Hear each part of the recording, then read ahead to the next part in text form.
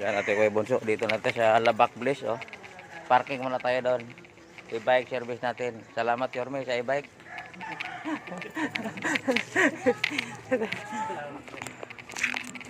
Magbalidit kami sa bahay ni Eldina Sigara.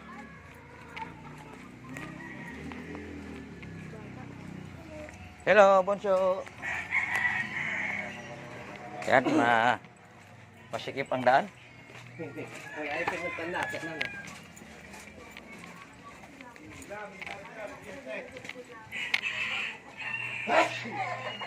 Sir, thank you, sir. Hello. Tao po. Tao po. Si Mama, Eldina. Ha?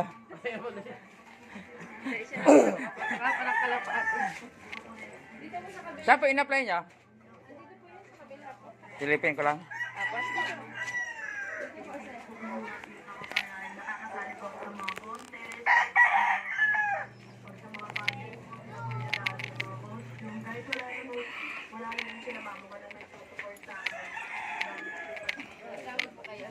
Ha? Nag-e-bike lang kami. Ay, ito pa yun. Ibig sabihin may kuryente na kayo dati?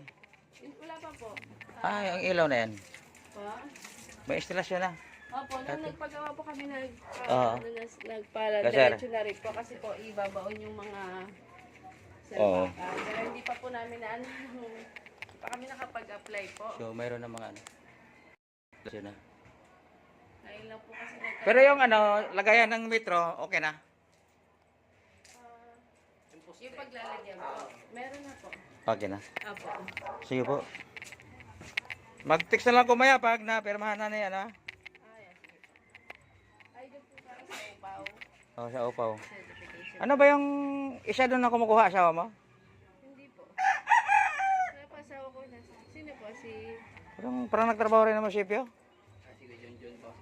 Hindi. Sino ba doon? Nagtrabaho siya mo ng CPO. Naka-ID rin siya na ano eh. Nasa munisipyo po. Oo. Bali, asawa po ng kapatid ko. Kasi... Ay, yung asawa ko pala, kapatid. Ano ba yun?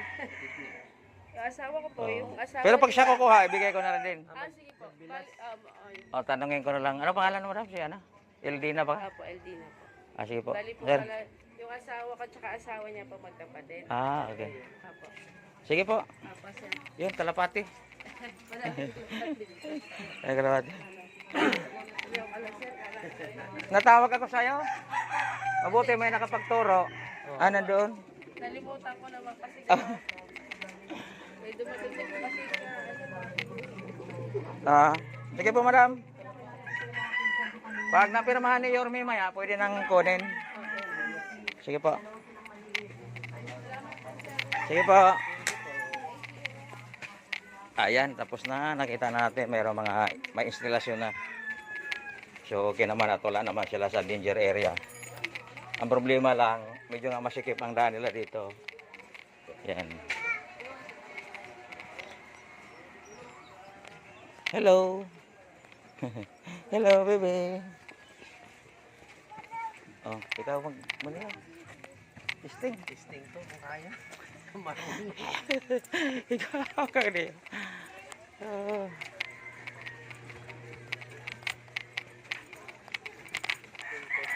Alright. Dito na kami service namin.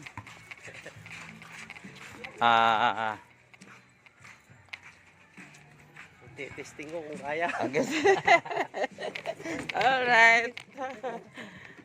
Thank you, Yorme, sa e-bike. Yan natin Kuya Bunso. Good morning. Time check tayo. Eksaktong alas 8 ng umaga. Ito, maaga tayo ngayong mag-inspection, mag-validate sa Timalan Balsahan. Nag-apply ng Meralco. Ito ngayon, e-bike ang gamit natin. Nanghiram tayo kay Yorme ng e-bike. Salamat Yorme sa e-bike. Dahil mahal ang gas. Timalan Balsahan tayo. Tapos dito tayo sa Munting Mapino. May dadaanan din tayong inspection.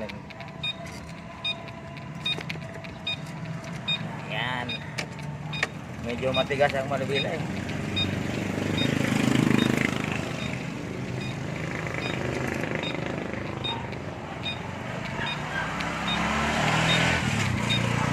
Ayun, matulin yung ano bukyo. Alright, Ivan.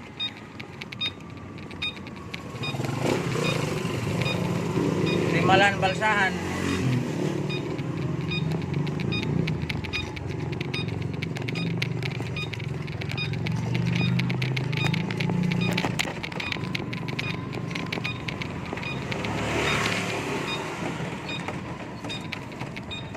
Pangalawang gamit ko pa to sa e-bike. Mas okay to kasi sa kotse gamitin natin. Ang kotse kasi napakamahal yung gas. So, Timalan Balsahan tayo. Yun po ang ruta natin, Timalan Balsahan. Tapos mayroon din tayong ibabalidit sa Munting Mapino. Tapos sa Munting Mapino sa Ibayo Silangan. Alright. Norian Alvarez, Opo, anak mo. anak ko po yun. Alam ba dito yung kabitan ng kuryente? Ano po? Bahay. Ito po. Pwede makita loob? Naku sir, nakakantado. Pwede bang kung tawagan kaya lang hindi kayo makapag-antay po. Ay, hindi po pwedeng magtagal. Kasi may papuntahan pa akong iba, inspeksyonin. May picture na kaming sinisend dyan po sir. Makita ko lang loob, ate, kung may instalasyon na maayos. Ay! Naku, may paano ba yun sir? Nakalakas ito eh.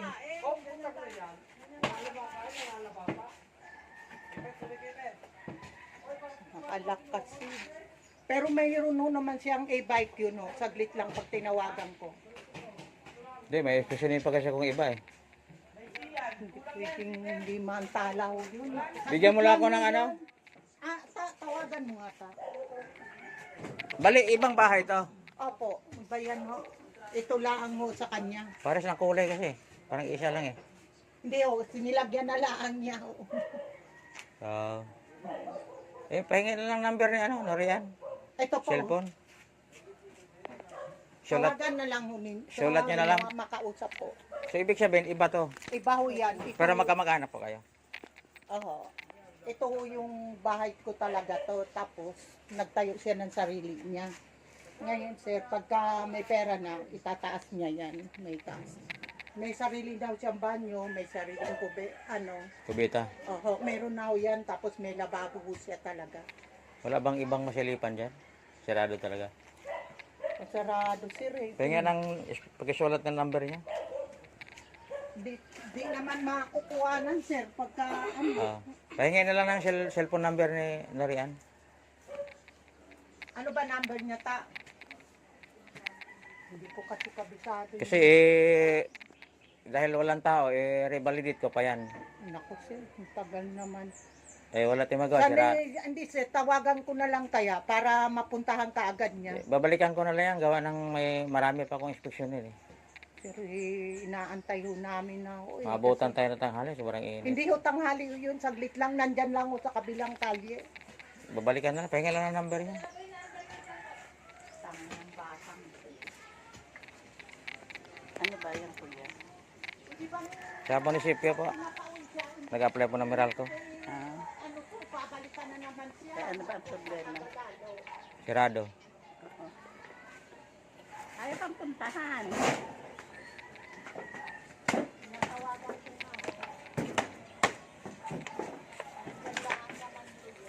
Andyan lang sa reception. Ito rin yata yung nag-apply dati no?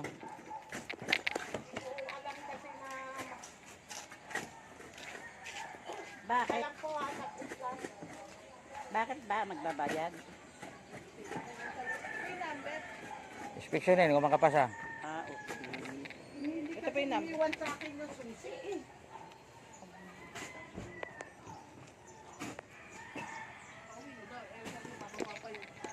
Sakit lang sir, pauwi na daw eh. Baka galing Bisaya pa. Mga galing Bisaya. Nagkakabilang Magagal. Barko. Ito na yung Meralco. Hindi, munisipyo. Munisipyo. Uy, bilisan mo na. Bagay mahirap mag-antay to. Munisipyo yan. Ay, munisipyo pala. Pag nalit ka ng 2 minuto, alis na Saan galing yan? Pangasinan.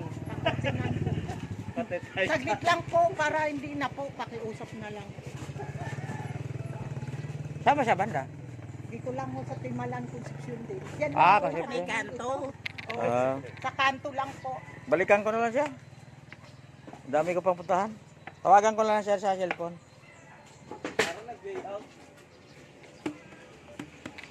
Malayo yung Concepcion. Yan lang ho sa bungad. Doon. Oo. Tawid pa. Ito naman eh. Ito lang tatawid na ito. Sir, may Patawid mo e-bike dyan, naman. kapiraso lang. Dito manggagaling kuya. Ka na waiting. Pero it's up to Ay, you. ayan, si Sir, huli ko na Sir. It's up to me daw. Oh, diba? Sabi ni ate. Eh, kasi maraming Tara. gagawin dito. Tara. Saglit lang sir para hindi